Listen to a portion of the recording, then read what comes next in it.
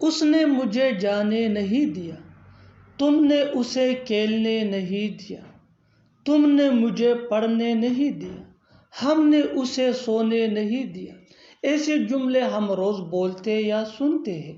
ان جملوں کے لیے انگلش کا یہ سٹرکچر یوز ہوتا ہے: subject plus did not plus let plus object plus V1، یعنی فرسٹ فارم آف ورب۔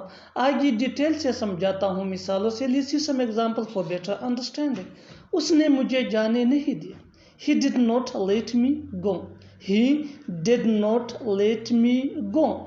تم نے اسے کھیلنے نہیں دیا۔ You did not let him play۔ You did not let him play۔ تم نے مجھے پڑھنے نہیں دیا۔ You did not let me study۔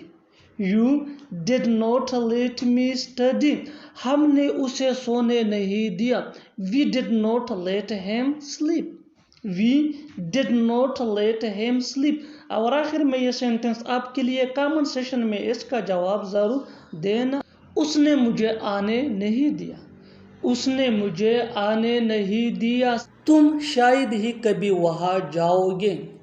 اب شاید ہی کبھی ہم ملیں گے۔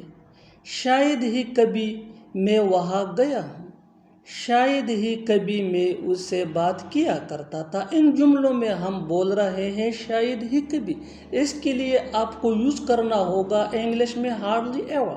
آئیے کمپلیٹ سٹرکچر دیکھتے ہیں۔ سبجیکٹ پلس ہیلپنگ ورب۔ ہیلپنگ ورب کے بعد ہارڈلی ایور پھر مین ورب، اس کے بعد ادر ورڈز لکھا جائے گا۔ آگے ڈیٹیل سے سمجھاتا ہوں مثالوں سے۔ تم شاید ہی کبھی وہاں جاؤ گے۔ You will hardly ever go there۔ You will hardly ever go there۔ اب شاید ہی کبھی ہم ملیں گے۔ We will hardly ever meet now۔ We will hardly ever meet now۔ شاید ہی کبھی میں وہاں گیا ہوں۔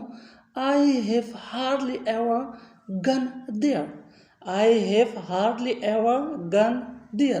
میں شاید ہی کبھی اس سے بات کیا کرتا تھا۔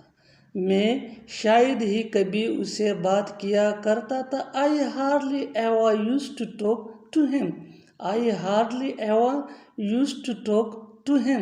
اور آخر میں یہ سینٹنس آپ کے لیے کامن سیشن میں اس کا جواب ضرور دینا۔